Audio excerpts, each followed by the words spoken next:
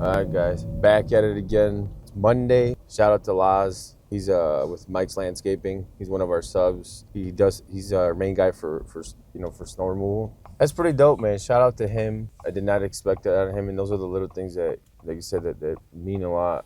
Gets ahead of the game, right? Shout out to him. But yeah, we got guys out right now plowing because I'm looking at the roads right now, and it's whoa, pretty bad. We have winds that are 25 to 50 mile hour winds. I thought it was just wind, but apparently it's snow. Because typically you don't get snow when it's 13 degrees out.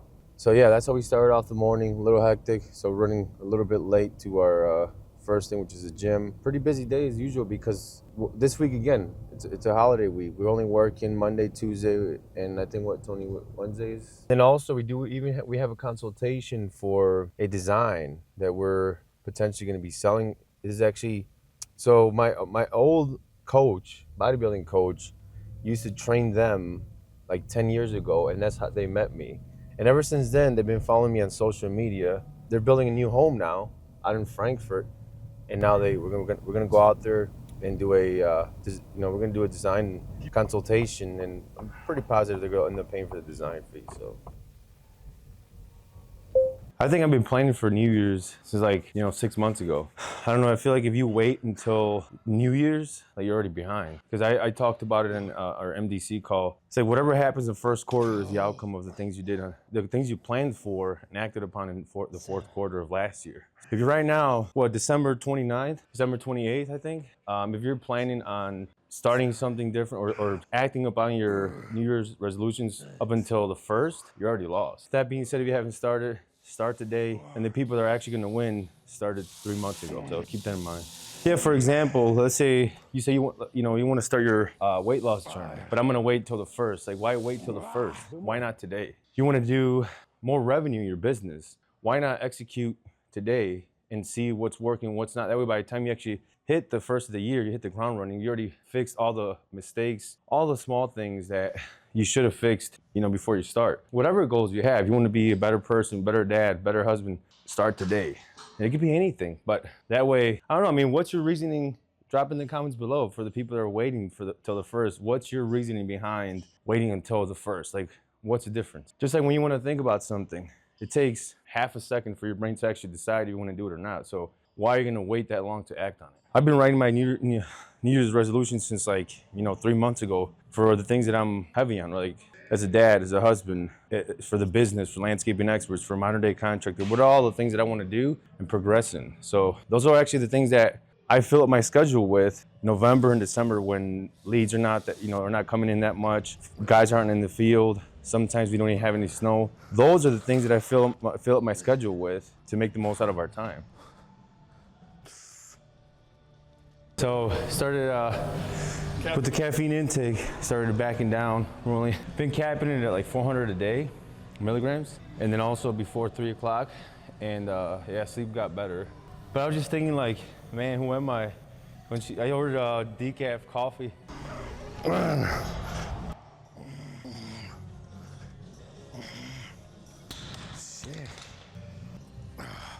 Yeah, but on that MDC call, which you guys will see here in a little bit, we are going to include it in the vlog.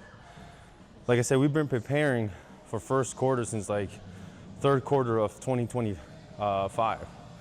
So now this is our 5th meeting that we're going to have to just nail everything down.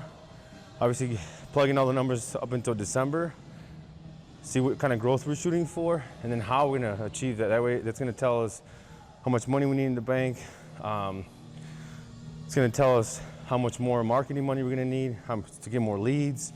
It's going to tell us how much more equipment. It's going to tell us exactly where we need to be at. And I'm going to show you guys exactly how to do that. Have a good day, bro. Something was sparked with the conversation that I just had with that guy right now. So he, he saw the snow, and then he's like, "Man, why aren't you plowing?"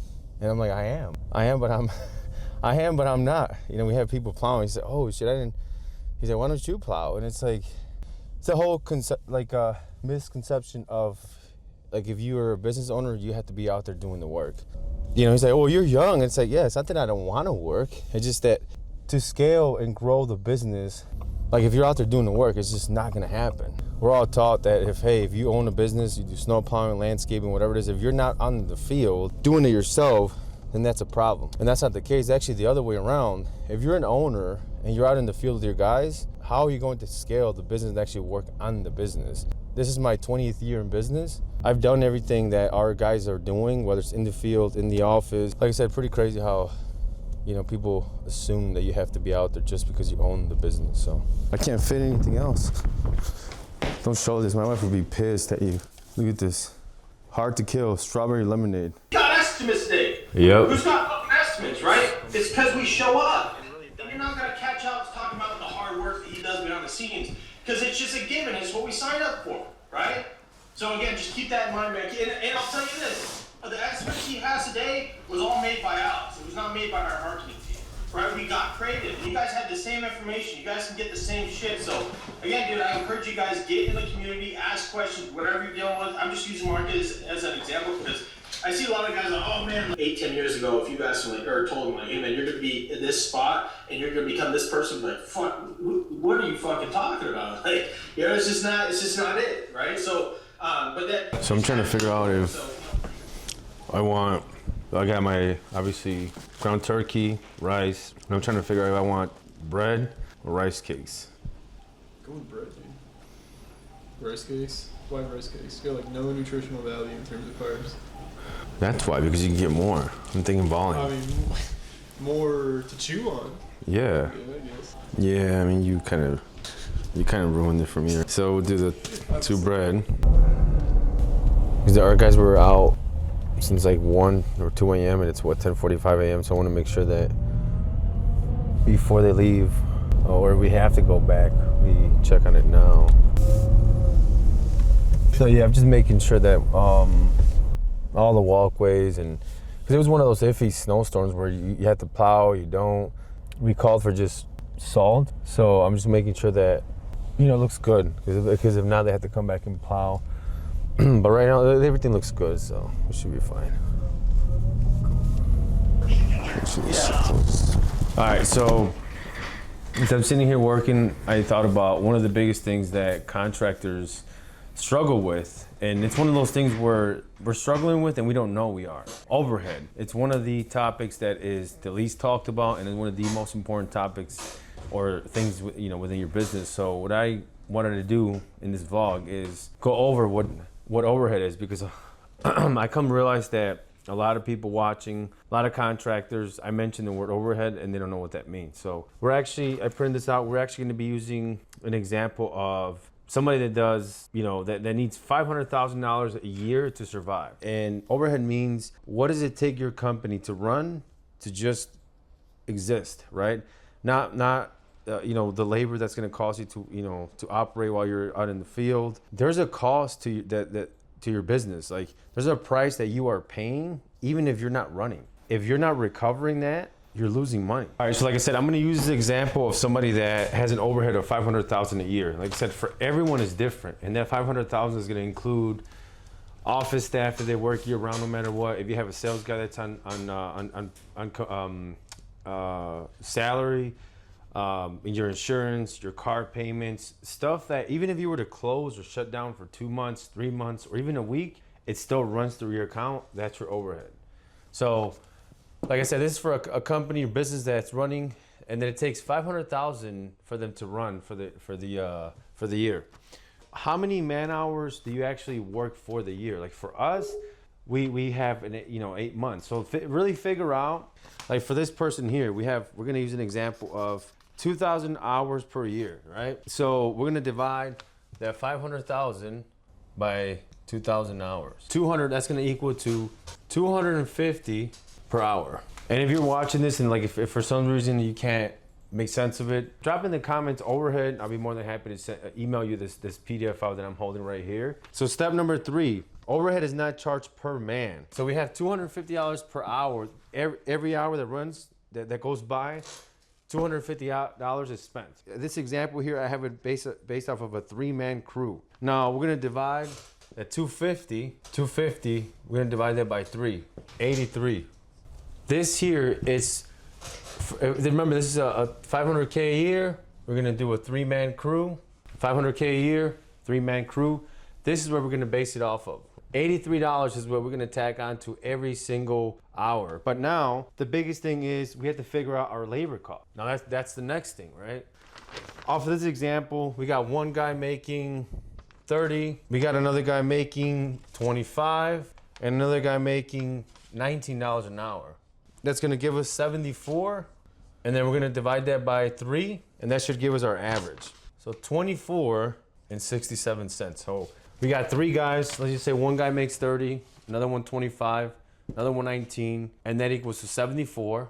You divide that by 3 to get your average. So you're at 24.67. It doesn't stop there. Like they said, these are the small things that a lot as contractors we miss. Now, remember we have taxes, workers' comp, Medicare, unemployment, and payroll fees, all that stuff, right? We're gonna add a 24.67 plus 20% is gonna get 29.60.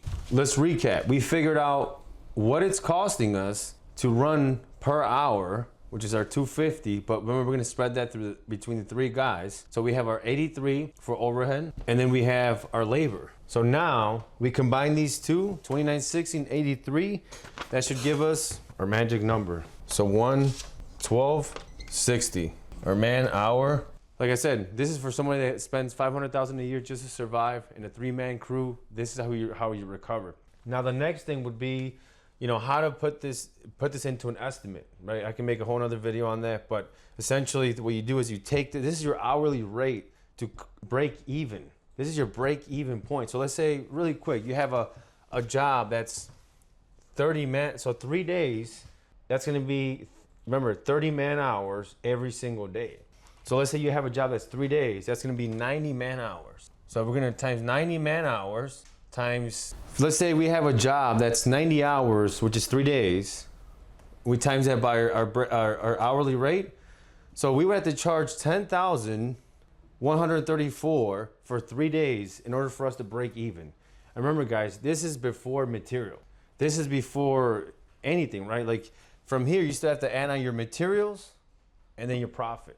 If you're charging anything less than this for your labor and your overhead, you're actually not making a profit. So hope that helps you guys. Like I said, that's one of the biggest topics that comes up with us onboarding people into MDC, and even just me talking to contractors in general. Like it's one of the biggest, and I think it is the biggest topic that comes up that I see that we're missing in our industry. So I couldn't really start any time before that. You and I can start talking maybe around 4 o'clock and stuff, and hopefully she'll get home earlier. But it's not like she's going to be home in the next 15 minutes. Sometime after like 4. I'll be there probably like 4:15. I'm usually early anyway, but we'll keep it at that time. We'll like you said, you can start talking, and then do you guys? So I know you're building. It's a new property. Do you have the platted survey yet? I do have a platted survey. I do have grading. And we're about 30 minutes away, so we're gonna drive over there. Pretty cool. Like I said, this appointment we have because I have a little bit of a track record with this person. So like I said, I used to drive my old coach. This is like 10 years ago. I used to drive him to do personal training at different houses. And obviously I would meet different people, and then they started following us on social media ever since then, and now they're building a new house, and who do they want to do their backyard other than us? So all right guys, back in the truck about 40 minutes later, and yeah, we sold the design. So check this out. Let me make sure that all right, there you go, $1,500 for the design. And so yeah guys, this is a good example. What is it? It's the week of New Year's. A lot of people took the whole week off. Just like that, we secured a design for a project that's over 100,000. So yeah, guys, don't sleep on those projects that are waiting for you during the holidays. Yes, take some time off, but when you can, get in there and just grind. All right, guys. Well, what time is it? 5. All right, guys, we made it to the end as usual. I appreciate you guys for sticking along, and we'll see you guys on the next one.